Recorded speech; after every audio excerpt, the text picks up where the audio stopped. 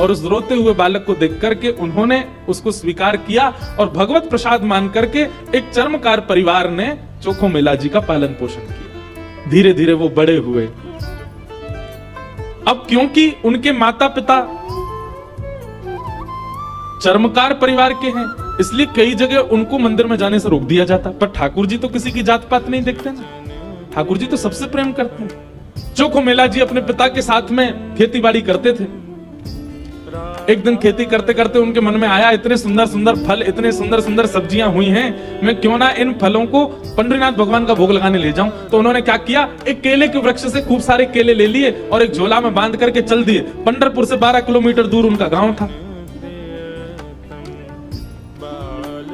जैसे ही पहुंचे पंढरपुर, इतने आनंद में भर गए कि उन्होंने विचार ही नहीं किया। बहुत लोगों ने रोकने का प्रयास किया कि इनको मंदिर में ना घुसने दिया जाए, ये अधिकारी नहीं है, लेकिन वो तो इतने भाव में आ गए कि वो घुसते ही चले गए। और जैसे भीतर पहुंचे महाराज, लोगों ने घेर करके चोखो मेला जी को पीट दिया, बहुत मारा। उनके वस्त्र फाड़ दिए, सिर में चोट लगी, हाथ में चोट लगी, पैरों में चोट लगी, सब जगह इतना जख्म दे दिया। चोखो मेला जी रोते रोते वापस आ गए। पंडरीनाथ भगवान को भोग नहीं लगा पाए। शाम का समय चोखो मेला जी अपने सब घावों को, जहां जहां से रक्त निकल रहा था, साफ कर रहे थे और गुस्सा कर रहे थे। बोले अब नहीं आऊंगा आपके पास।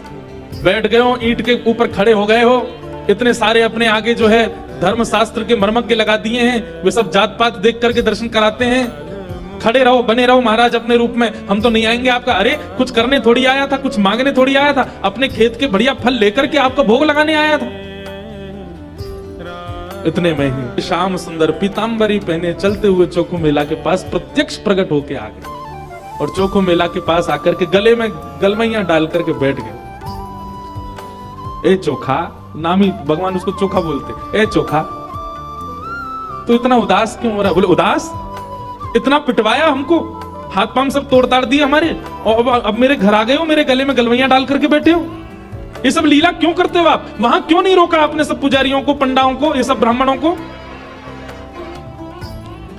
ठाकुर जी बोले देख चोखा, वे सब मुझे पूजते तो हैं, मेरी सेवा तो करते हैं, पर मुझको पाषाण मानते हैं, मुझको मूर्ति ही मानते हैं। और जो मुझे पाषाण मानता है ना, उनके लिए मैं पाषाण ही रहता हूं। उनके लिए ना मैं बोलता हूं, ना मैं हंसता हूं, मैं बस एक टक खड़ा रहता हूं, ना मैं खाता हूं, ना मैं पीता, कुछ नहीं।